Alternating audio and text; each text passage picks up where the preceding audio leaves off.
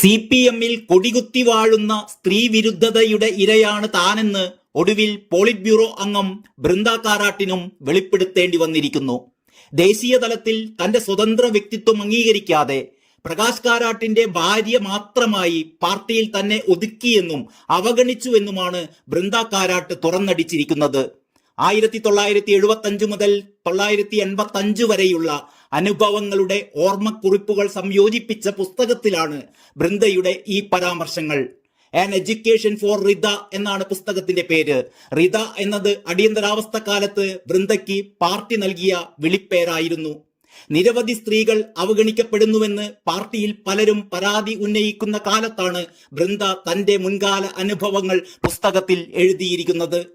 ദില്ലിയിൽ പ്രവർത്തനം തുടങ്ങിയ ഘട്ടത്തിൽ തനിക്ക് പിന്തുണ ലഭിച്ചുവെന്നും എന്നാൽ ഉന്നത സമിതിയിലേക്ക് തിരഞ്ഞെടുക്കപ്പെട്ടപ്പോൾ പ്രകാശ് കാരാട്ടിന്റെ ഭാര്യ എന്ന നിലയിൽ തന്നെ അവഗണിച്ചു എന്നുമാണ് ഓർമ്മക്കുറിപ്പിലെ പരാമർശങ്ങൾ.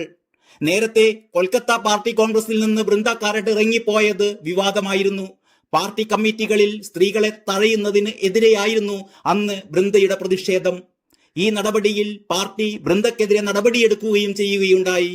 എന്നാൽ ബൃന്ദയുടെ ആവശ്യം പിന്നീട് പാർട്ടിയിൽ പരിഗണിക്കപ്പെടുകയും സ്ത്രീകളെ പാർട്ടിയുടെ ഉന്നത സ്ഥാനങ്ങളിലേക്ക് കൂടുതലായി പരിഗണിക്കുകയും ചെയ്തു എന്നത് ചരിത്രം.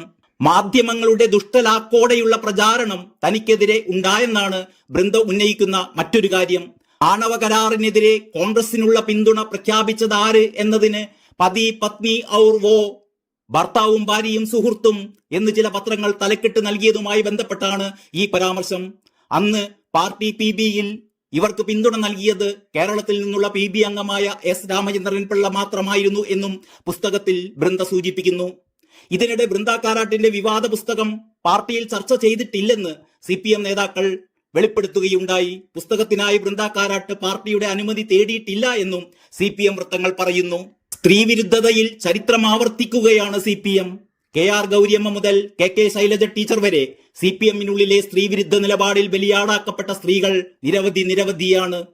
കേരം തിങ്ങും കേരള നാട്ടിൽ KR ഗൗരി ഭരിച്ചിടും എന്ന് വിളിപ്പിച്ച് അധികാരത്തിലേറിയവർ ഗൗരിയമ്മയെ കറിവേപ്പില പോലെ എടുത്തു പുറത്തിടുകയായിരുന്നു. കോവിഡ്, നിപ എന്ന് വേണ്ട സകല മഹാമാരിയെയും പിടിച്ചുകെട്ടുന്ന അത്ഭുത വനിതയെന്ന് പാർട്ടിക്കാർ തന്നെ പറഞ്ഞ ശൈലജ ടീച്ചറെ പിണറായി കൈകാര്യം ചെയ്ത കഥ പുതിയ കാലത്തിൻ്റെതാണ്. നവകേരള സദസ്സിൽ പോലും അവരെ ജനമധ്യത്തിലിട്ട് പിണറായി തേജോവധം ചെയ്തതും നാം കാണുകയുണ്ടായി. പാർട്ടി രൂപീകരിച്ച് 4 ദശകം കാത്തിരിക്കേണ്ടി വന്നു ഒരു സ്ത്രീക്ക് പോളിറ്റ് ബ്യൂറോയിൽ ഇടം ലഭിക്കാൻ. അതും പ്രകാശ് കാരാട്ടിന്റെ ഭാര്യ ആയതുകൊണ്ട് മാത്രമാണ് ബൃന്ദ കാരാട്ടിനെ ഉൾപ്പെടുത്തിയത്. ആ ബൃന്ദയാണിപ്പോൾ പാർട്ടിക്കുള്ളിൽ തനിക്ക് നേരിടേണ്ടി വന്ന ദുരവസ്ഥ ലോകത്തോട് വിളിച്ചു പറയുന്നത്.